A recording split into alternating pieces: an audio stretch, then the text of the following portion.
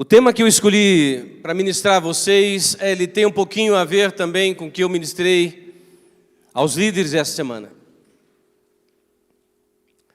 Eu havia preparado outra palavra, mas ela foi para mim tão relevante, tão desafiadora, que eu penso que nós precisamos pensar a respeito dela, analisar esta palavra. E ela vem numa sequência desde o aniversário da igreja.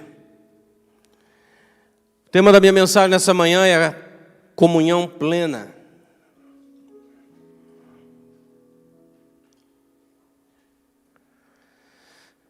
Comunhão plena. Nós, no nosso aniversário, falamos algumas coisas importantes da parte de Deus. E nós precisamos relembrar isso, ou lembrar constantemente, para que a gente não saia do foco. Deus, de uma forma muito clara, falou conosco a respeito do texto de Êxodo, dizendo das mais variadas possibilidades dos 7 anos, do que o 7 representa para a comunidade Betesda, de forma particular. É este texto, e é este momento que Deus estava propondo, ou está propondo a nós como igreja. O servo da orelha furada fala a respeito exatamente disto, do chamado de Deus a um novo posicionamento de cada um de nós. O servo da orelha furada fala de uma nova posição que Ele está nos chamando, ou talvez a mais alta posição que um ser humano pode ocupar. Lembra que eu disse? Que é o lugar do servo. E uma das frases que eu usei, eu estava lendo ontem, meu esboço, eu disse nesse dia, que através do nosso movimento em favor desta palavra, uma identidade não nova, mas a nossa identidade como igreja estaria sendo firmada. E como pano de fundo, então, queridos, eu quero iniciar com uma frase que eu usei neste dia de nosso aniversário da igreja, que é: de todas as mudanças que o servo vai viver, a maior delas está na relação com o seu Senhor. Pense no contexto do servo da orelha furada, que agora no seu 7º ano tem a liberdade de seguir sua vida livre, mas ele decide permanecer servindo o seu Senhor por amor. E agora então ele se coloca e vai aos juízes da cidade, à porta, e agora então eles fazem um furo na sua orelha que o identifica como servo por amor. É disso que estamos falando.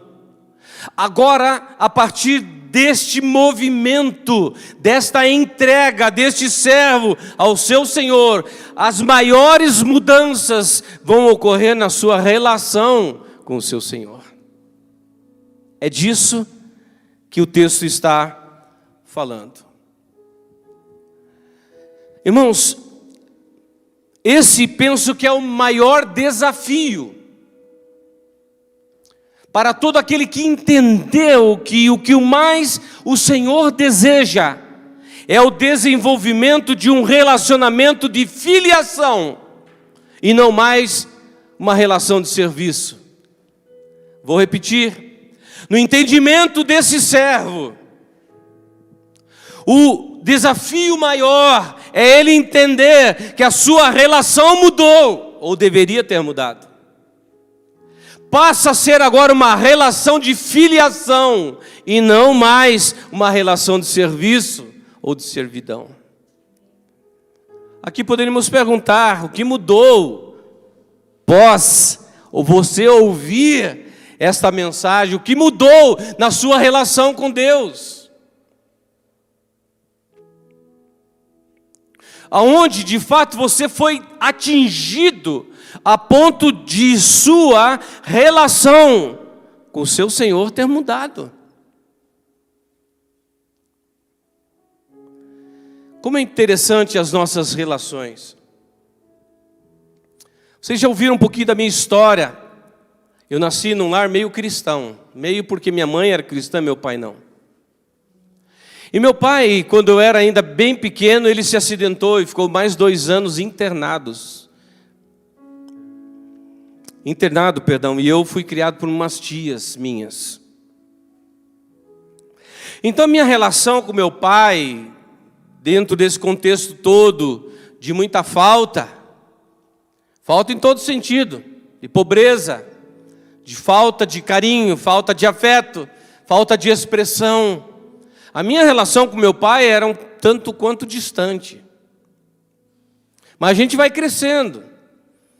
E a gente vai se virando na vida. E aí na minha adolescência, Jesus me encontra. Não eu encontro Jesus. E a minha vida começa a mudar gradativamente a partir de então. E meu olhar para o meu pai também começa a mudar. Quando o Espírito Santo então se apresentou a mim e me empoderou para ser o que eu jamais conseguiria ser, eu comecei então a amá-lo como ele nunca tinha me amado. Relação, mudança. Interessante que eu comecei a trabalhar com meu pai. Meu pai era representante comercial. Ele viajou a vida toda dele. E a região era de Curitiba até Foz do Iguaçu, oeste, sudoeste do Paraná. E eu lembro na minha adolescência de viajar com ele no Fusquinha. Com meus 14 anos, talvez. E ele lá, com o Fusquinha, nós viajando. A estrada era muito complicada naquele tempo. Tenho lembrança clara disso. Comecei a trabalhar com ele. E trabalhei na função mais de 30 anos. Deixei agora em dezembro de 2019. Eu trabalhando com ele, eu atendia Curitiba. E em dado momento ele ficou doente. Apareceu um câncer. E agora eu trabalhava, o meu irmão mais velho, ele disse, agora alguém precisa assumir isso. Meu irmão falou, eu não vou sair de Curitiba, eu não vou viajar, eu não saio. Eu falei, deixa comigo, pai, eu vou. Sem saber onde era, sem ter relação ou relacionamento com os clientes, nem sabia onde eram as cidades, eu saí para a estrada com o Fusquinha também. A minha relação com meu pai, então, foi mudando. E se tornou muito próxima e íntima. Eu chegava de viagem, eu chegava de uma venda boa, ele dizia assim, vamos comemorar, vamos fazer um churrasco. Terça-feira à tarde. Quinta de manhã. E assim nós tínhamos uma relação que foi restaurada e tive a oportunidade então de conduzi-lo a Jesus. Ele entregou a vida a Jesus, comigo no hospital, ele teve naquele final de vida, revelações da palavra, da presença de Deus. E eu pude dar a ele o que ele não havia me dado. Relação, irmãos, é este o ponto mais importante de todo o contexto de vida que Deus espera que você tenha. É o nível de sua relação com Ele. Não é mais o que você pode fazer, não é mais o que você pode produzir, não é mais absolutamente nada além do valor de você como filho, que se relaciona com Ele na intimidade da paternidade e filiação. Nesse contexto do filho, ou melhor, perdão, do servo da orelha furada, o que fazer agora? após então eu assumir a minha relação de amor com esse Deus, eu entendi, eu preciso. O que fazer agora, ou o que o Senhor espera de mim? Duas coisas: posição e apropriação. Você e eu agora somos desafiados a nos posicionar de uma forma plena e livre como filho e como filha do Senhor. Segundo, a apropriação, aonde agora as verdades de sua palavra a meu respeito tornam-se parte integrante da minha própria vida e história. Isso é uma verdade para você? A palavra de Deus nos revela qual a nossa nova condição agora, pós talvez a figura do servo da orelha furada. Qual é a nova condição que eu e você ocupamos? Alguns textos nos falam a respeito disso. Se aproprie, irmãos. 2 Coríntios 5, perdão. Ele diz: tudo isso provém de Deus, que nos reconciliou consigo mesmo por intermédio de Jesus Cristo e nos outorgou o ministério da reconciliação. Pois Deus estava em Cristo reconciliando consigo mesmo o mundo, não levando em conta as transgressões dos seres humanos, e nos encarregou da mensagem da reconciliação. Irmãos, Ele já te reconciliou com Ele. Ele já reconciliou, não vai reconciliar. Reconciliou está no verbo correto, passado, já foi feito, já está estabelecido. O Senhor já te reconciliou com Ele. E o que vamos encontrar como verdade nos evangelhos é Deus nos reconciliando consigo através de Jesus Cristo. Esta é a sua nova posição. Outro texto de João 1, 12 e 13, conhecidíssimo. Aleluia. Mas a todos quanto receberam a Cristo, deu-lhes o direito de se tornarem filhos de Deus, ou seja, aos que creem no seu nome, os quais não nasceram do sangue, nem da vontade da carne, nem da vontade do homem, mas de Deus. Fazê-lo filho veio da vontade de Deus.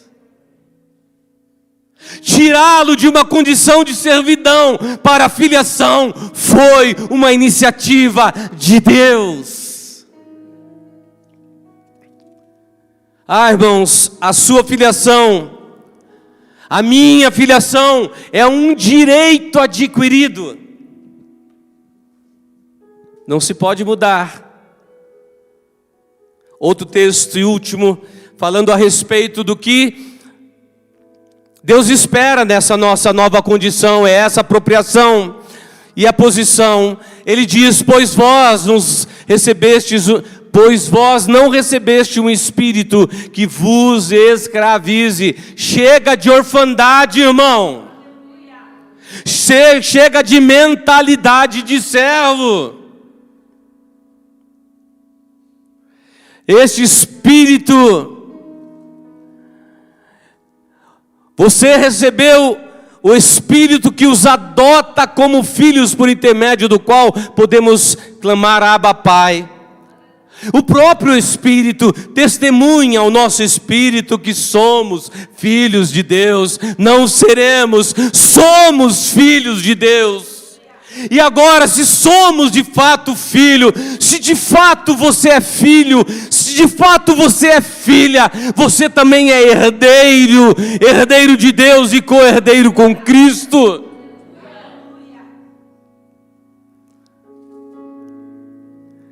Essa é a nossa nova condição. Irmãos, toda a obra da redenção, escute e escreva isso, foi para resgatar escravo e torná-los filhos. Ah, irmão, isso é poderoso demais.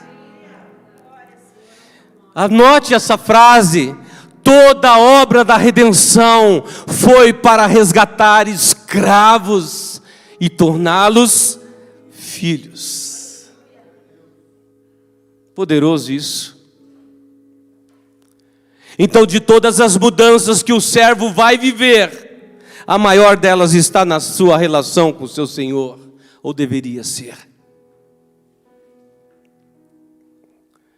Te pergunto nessa manhã, como está a sua relação com o Pai?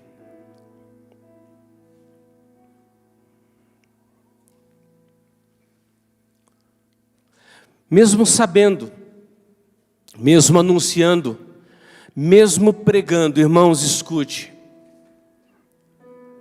Eu tenho visto, porém, resistência na mudança. Vou repetir. Mesmo nós compreendermos, talvez aqui, na nossa mente, é verdade, Jesus fez essa obra mesmo. Ele me transformou em filho. Esta verdade pode não ter ainda caído no teu espírito, a ponto de se tornar prática e verdade. E eu tenho encontrado resistência à mudança. Como é difícil para nós rompermos com padrões de pensamentos. Como tem sido difícil muitas vezes nós rompermos com uma forma de ver, com uma forma de pensar. E qual o problema disso? Isso pode se tornar um obstáculo que ainda precisa ser vencido nas nossas vidas. 2 Coríntios 10, 3 a 5, o apóstolo Paulo vai escrever: porquanto, embora vivendo como seres humanos, não lutamos segundo os padrões deste mundo, pois as armas da nossa guerra não são terrenas, mas poderosas em Deus para destruir fortalezas. O que são fortalezas, irmãos? São estruturas, estruturas que muitas vezes nós assumimos, nós construímos e nós vivemos dentro delas. E o problema dessas fortalezas, que na maioria das vezes estão aqui nos nossos pensamentos, na forma de pensar, na forma de ver, está, conforme a palavra, nos impedindo de viver e conhecer plenamente o Senhor. Ele diz: destruímos vãs filosofias e arrogância que tentam levantar as pessoas para longe do conhecimento de Deus. Ou seja, fortalezas e sofismas que se tornaram obstáculos na nossa vida para que a gente possa se apropriar e se posicionar corretamente em Deus. Estamos construindo uma ideia, amém, irmãos? E eu tenho encontrado alguns obstáculos para a comunhão plena. A primeira que eu vejo, e eu vivi, é a herança religiosa.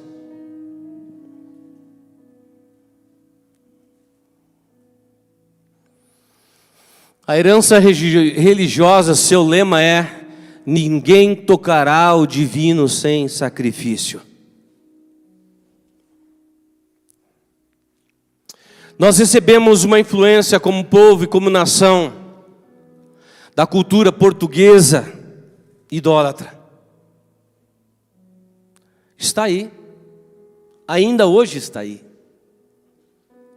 Onde a relação com o divino se desenvolvia à base de sacrifícios e penitências. As romarias, as festas para as divindades eram na base da exigência sacrificial, como ainda hoje é. Eu lembro quando criança, como disse, minhas tias me criaram católicas, Chegava lá na casa dela, lá estava a vela acesa, e elas se dobrando diante da imagem. Para uma criança, talvez como eu, pudesse pensar: é assim que deve ser a minha relação com Deus? Na base do sacrifício, das exigências.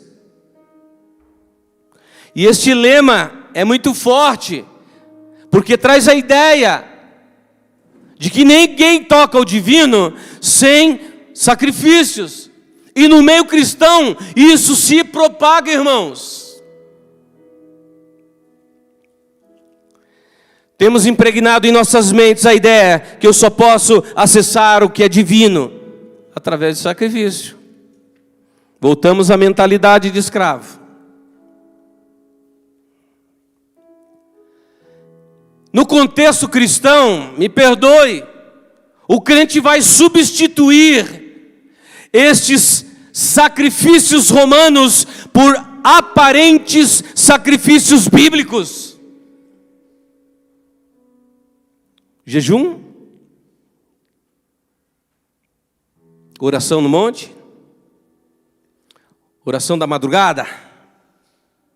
Alguns vão além, exigindo comportamento externo, vestimenta, aparência, dogmas. Tudo isso traz a ideia de que eu só posso tocar o divino através de algo que eu preciso fazer.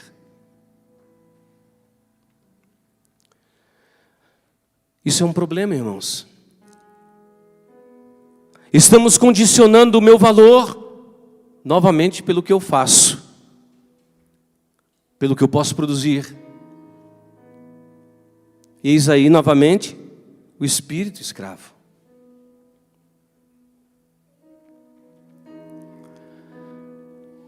Muitos até furaram a orelha externamente.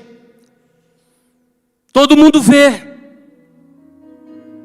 Mas interiormente a sua forma de pensar e a sua forma de se relacionar continua a mesma. Vou repetir isso porque é importante. Muitos até furaram externamente a sua orelha, mas internamente continuam com a mesma forma de ver e de pensar como antes. E para piorar, continua se relacionando com Deus da mesma forma que antes. Isso é uma tragédia.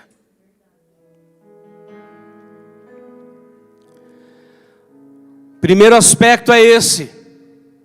O aspecto da herança religiosa.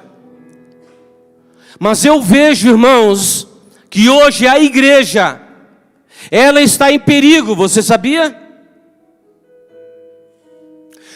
A igreja está em perigo por esse segundo aspecto que eu quero destacar, que é a nossa cultura pós-moderna.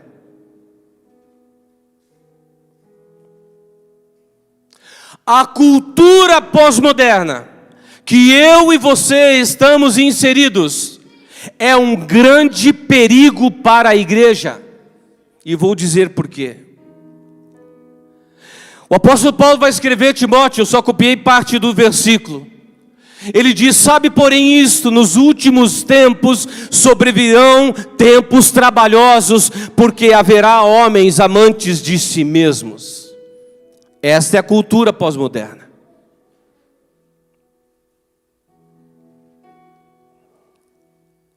O seu lema é: quero o céu aqui e agora.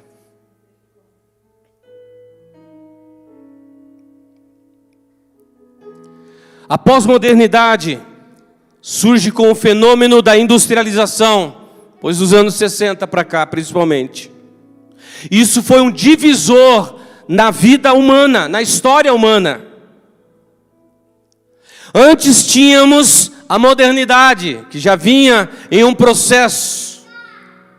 Aí com a industrialização chegamos à pós-modernidade, que não vai parar aí. Veja a diferença da mentalidade. Alguns aspectos. Na modernidade havia propósito, na pós-modernidade, diversão. Muita novidade.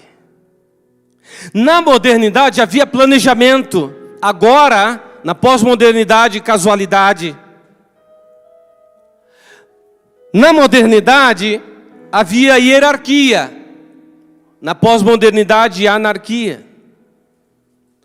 Pense, uma mudança de mente, uma mudança cultural, comportamental, está nos atingindo. Chegou aos nossos dias, já vou falar sobre isso. Na modernidade nós tínhamos a centralização, na pós-modernidade a dispersão, ou o fenômeno dos dispersos. O desigrejado é um exemplo disso. A sociedade pós-moderna é fluida. Os filósofos chamam de uma geração líquida. Ela não tem forma. Ela toma a forma do que precisar. Se adapta a qualquer coisa. Irmãos, por que isso é importante sabermos? Pensarmos. Porque este é o nosso tempo. É assim que as pessoas estão, na grande maioria, vendo, pensando e agindo.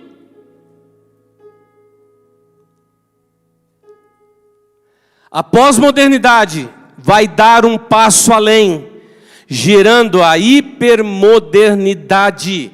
E este é o nosso tempo.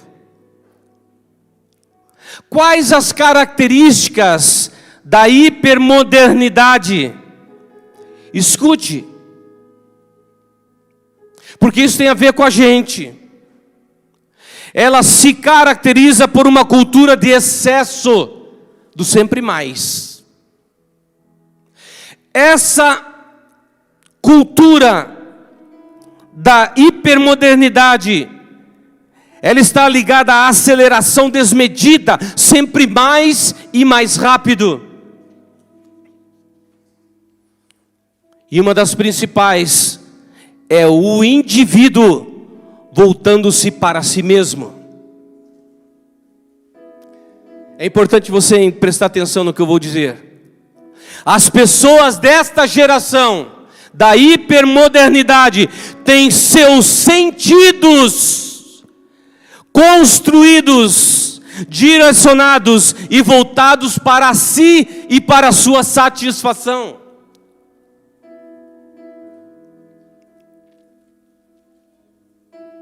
É o mito de Narciso. Narcisismo.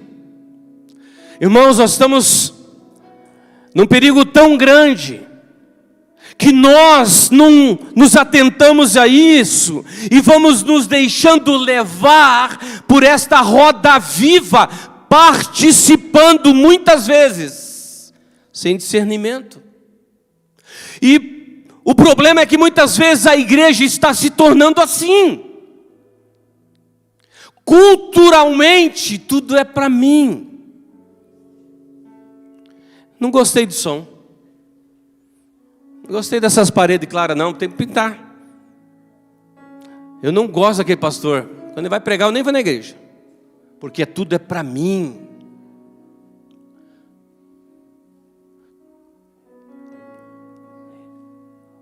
Os nossos sentidos, irmãos, estão sendo construídos para isso.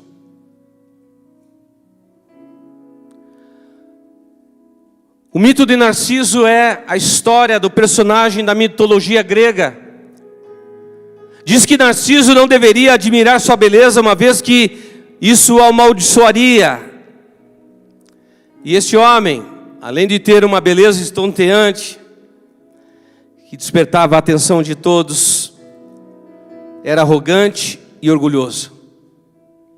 E esse Narciso, ao invés de se apaixonar por outras pessoas que o admiravam, ele ficou apaixonado por sua própria imagem ao vê-la refletida no lago. Isso é narcisismo. Hoje não vemos isso, irmãos.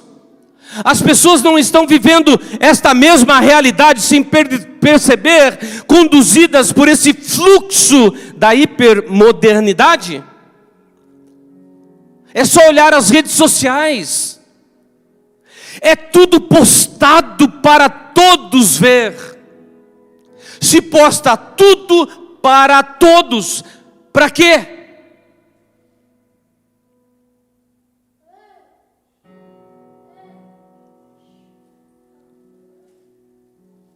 Esse não seria um nível de narcisismo?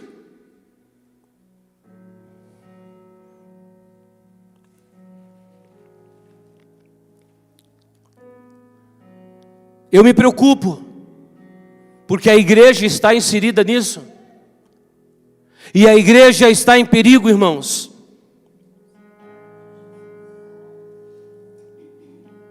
Se a igreja não se posicionar, se a igreja seguir este fluxo, eu temo pela igreja, irmãos.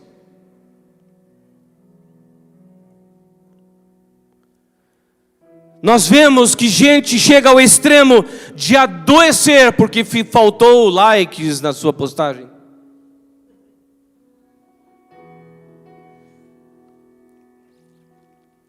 E essa cultura está influenciando muitos crentes.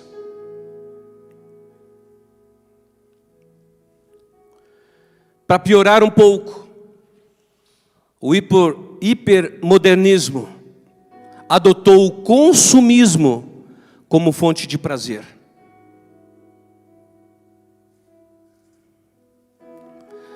Para o crente não é mais, para um grupo de crente, a oração não faz mais sentido. Não há prazer. Não há prazer mais no secreto. Não há prazer na solitude. Não há mais prazer estar diante do Senhor.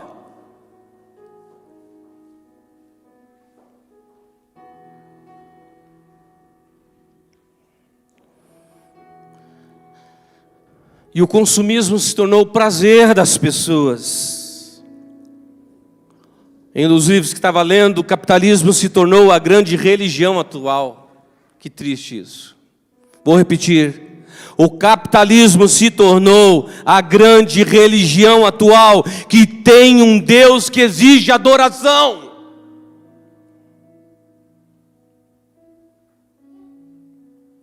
Sutilmente o capitalismo vem requerendo sacrifícios humanos como Moloque fazia. Compre. Você precisa disso.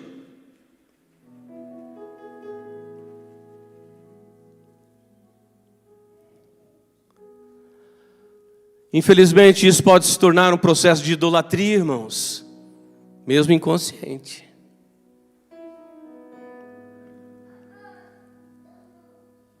A herança religiosa e a influência da pós-modernidade pode estar nos impedindo de desenvolver uma relação viva e profunda com Deus.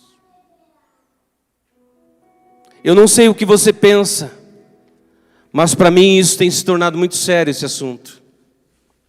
Coincidentemente, um assunto da faculdade, matéria atual, teologia e pós-modernidade, isso tem mexido comigo. Porque eu tenho observado o quanto podemos estar enganados. O teólogo Hugo Hasman, ele escreve: o mercado capitalista sequestrou o mandamento do amor. Porque é tudo para mim. Eu não sei dar, eu não sei doar, eu não sei mais me ofertar.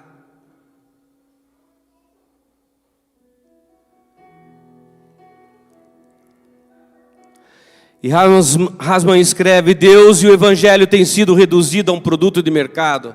Escute, nesta geração da hipermodernidade, Deus e o Evangelho têm sido reduzido a um produto de mercado para satisfazer os ávidos por satisfação. Eu disse aqui, Câmeras, luzes, ação. Temos até templos que adotaram um certo perfume para que você chegue e você se sinta bem, irmão.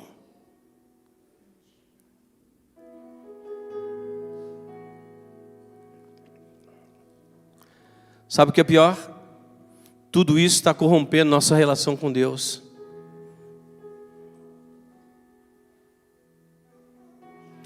Porque a verdadeira relação com Deus está baseada no seu amor por mim, não no meu mérito.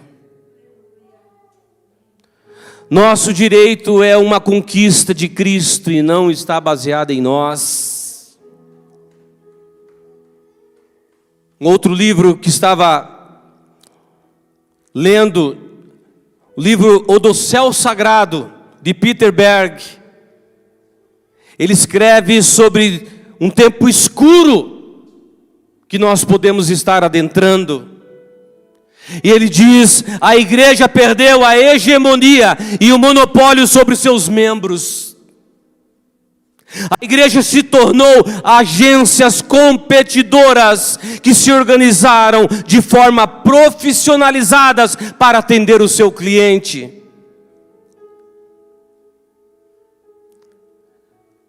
A teologia do eu é a mercadoria que se vende nessas organizações, e isso não é o Evangelho de Jesus Cristo. Essa é uma teologia distorcida e fragmentada, distantes da verdade. E como consequência de todo este quadro que estamos falando, o que vemos é a deturpação da imagem de Deus. Um Deus mercadológico. A igreja está em perigo, porque esta cultura está tentando nos formatar a esta triste realidade.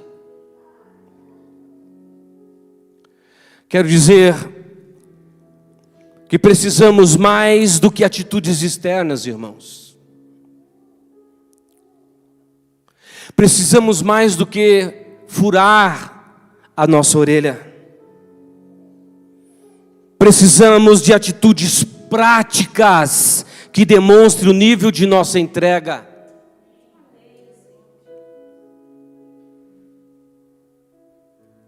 Sermos igreja. Sermos igreja. Não espere, irmãos, viver o verdadeiro cristianismo sem cruz. Não espere. Fora isso é parque de diversão, me perdoe.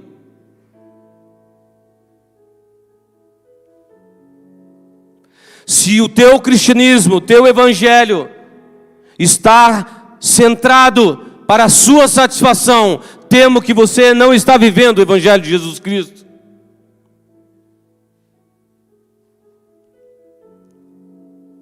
Porque todo Pentecoste que possa existir nas nossas vidas passará pelo Calvário antes.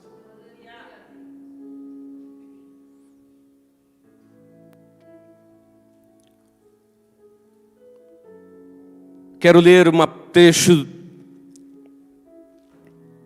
do livro Os Caçadores de Deus, de Tom Tenney. Ele escreve: os caçadores de Deus sempre existiram. Desde que Deus existe, existem os que o buscam. Os caçadores de Deus vêm dos mais variados lugares e contextos históricos. Desde Abraão, o pastor errante, a Moisés, o gago adotivo, incluindo Davi, o jovem pastor de ovelhas. E assim no decorrer dos tempos, somente a história pode nos dizer os nomes de todos esses homens amantes da sua presença. Você é um deles? Deus está esperando ser alcançado por alguém cuja fome exceda seu autocontrole. Os caçadores de Deus têm mais coisas em comum. estão sempre atrás da doce presença do Todo-Poderoso.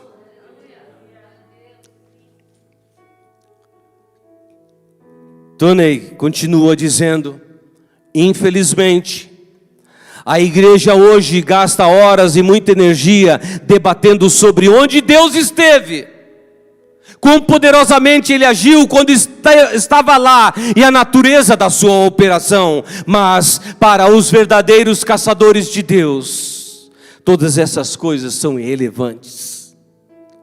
Eles querem percorrer a trilha da verdade até chegar ao ponto da revelação, o ponto onde Deus agora está.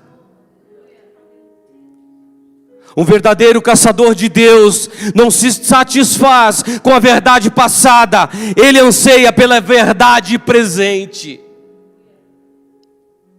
O caçador de Deus não quer apenas estudar o que Deus fez, porém está ansioso para ver o que Deus está fazendo neste tempo. O que Deus está fazendo neste tempo? O que Deus está fazendo neste tempo na sua vida?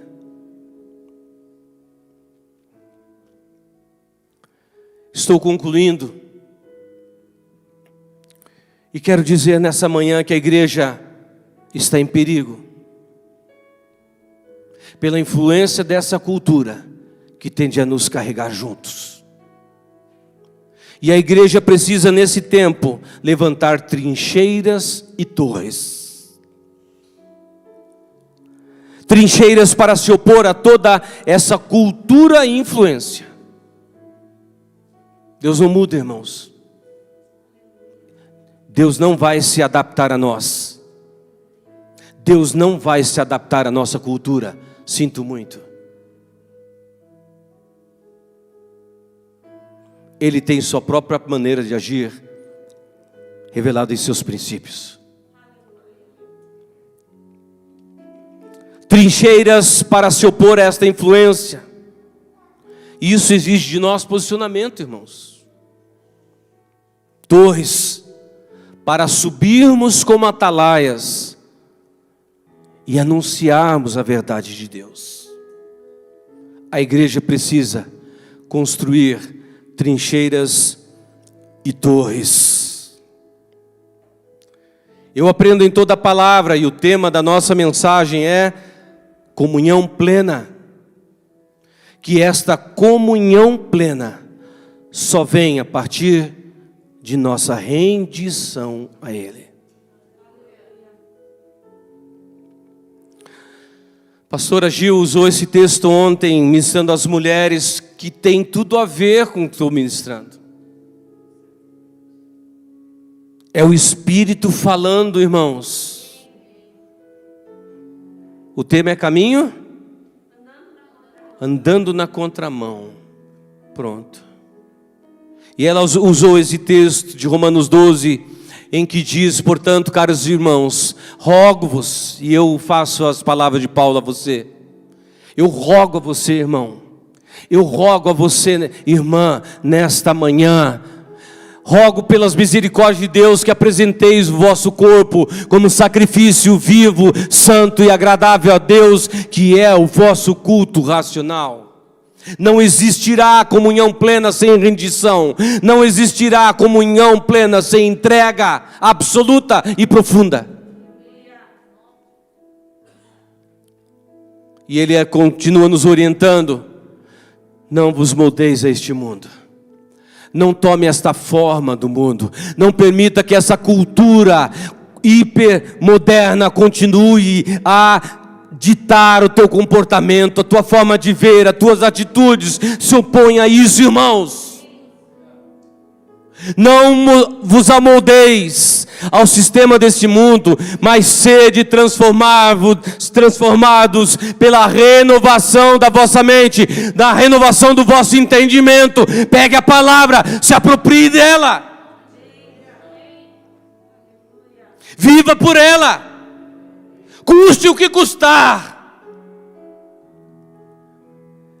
Após isso, só após esta renovação, você vai experimentar qual seja a boa, agradável e perfeita vontade de Deus.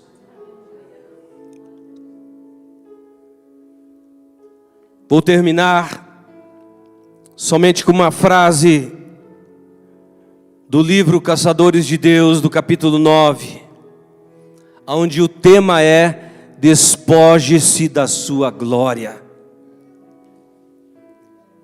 Ele diz: no sepultamento da glória do homem é o nascimento da glória de Deus. No sepultamento da glória do homem é o sepultamento, é o nascimento, da glória de Deus.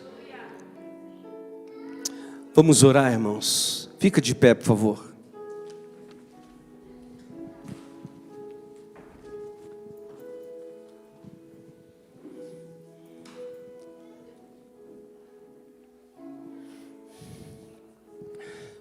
Igreja do Senhor, é tempo de acordar. É tempo de sair dos lugares de comodismo e de comodidade que construímos. É tempo de sairmos dos nossos lugares confortáveis para servir ao Santo de Israel, para servir ao Senhor. Essa pandemia, ela nos trouxe o que a Mari disse, uma sensação agora de isolamento, né?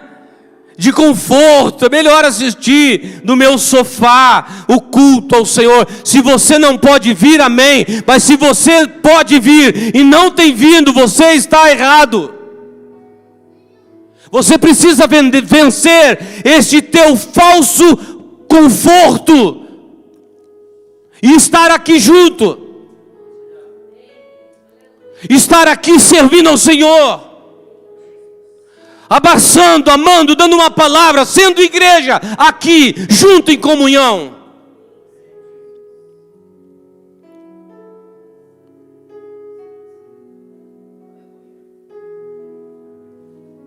Me perdoa o que eu vou dizer, mas preciso.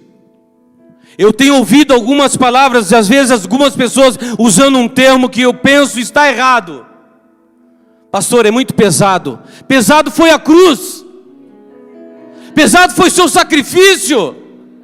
Pesado foi a sua entrega. Vir numa quinta-feira, num domingo de manhã é pesado. Você precisa rever o teu evangelho.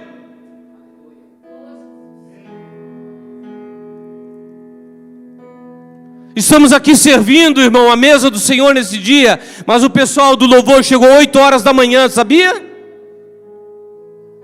Para servi-los. Aí é muito pesado vir, né? Muito cedo. Trabalha a semana inteira. Ah, irmão, você vai me perdoar. Todos trabalham. Todos têm seus compromissos. Isso, me perdoe, não é sacrifício. Precisamos acordar, igreja. Você precisa se posicionar. Vamos orar. No sepultamento da glória do homem, é o nascimento da glória de Deus. Espírito Santo de Deus, eu peço a Ti nessa manhã,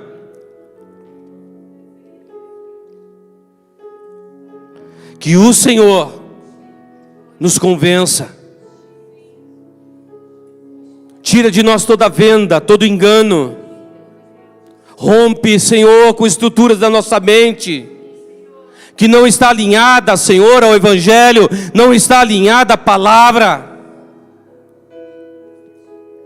Eu me pergunto, Senhor, se essa palavra tem a ver comigo. Quem não deixar pai, mãe, irmãos, por causa do meu nome, não é digno de mim. Eu me pergunto, Senhor, se esse texto se encaixa a nós.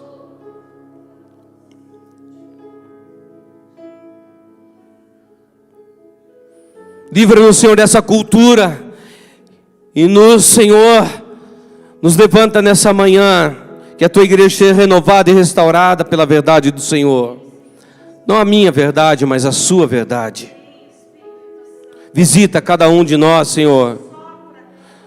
Vem com o teu poder, rompendo com toda estrutura de engano, toda fortaleza, todo sofisma que possa existir entre nós, para que possamos, Senhor, viver a verdade do Senhor neste tempo, porque o Senhor nos levantou, o Senhor nos plantou neste tempo, o Senhor nos plantou no meio dessa geração, para sermos luz e sal, Senhor.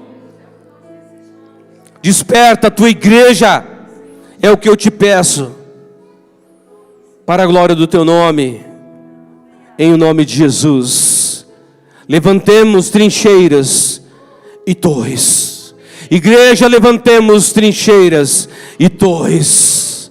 Possamos ser os profetas desta geração, anunciando a verdade de Deus no meio de uma geração perdida. Que a tua mente seja renovada, irmão, nessa manhã. Que tua mente seja renovada e que esta palavra caia no seu espírito e traga mudança para a eternidade. Eu oro por isso, em nome de Jesus. Amém e amém. Aleluia, aleluia. Irmãos, eu sou inconformado, viu? Pode esperar isso. Eu tenho um coração de profeta. Se for para viver no deserto, comer mel silvestre e gafanhoto e viver na verdade, eu prefiro. Essa é a nossa responsabilidade como pastores dessa comunidade. É amá-los, mas amá-los com a verdade. Louvado seja o nome do Senhor. Você pode se assentar um minutinho, por favor? A Mari tem um recadinho.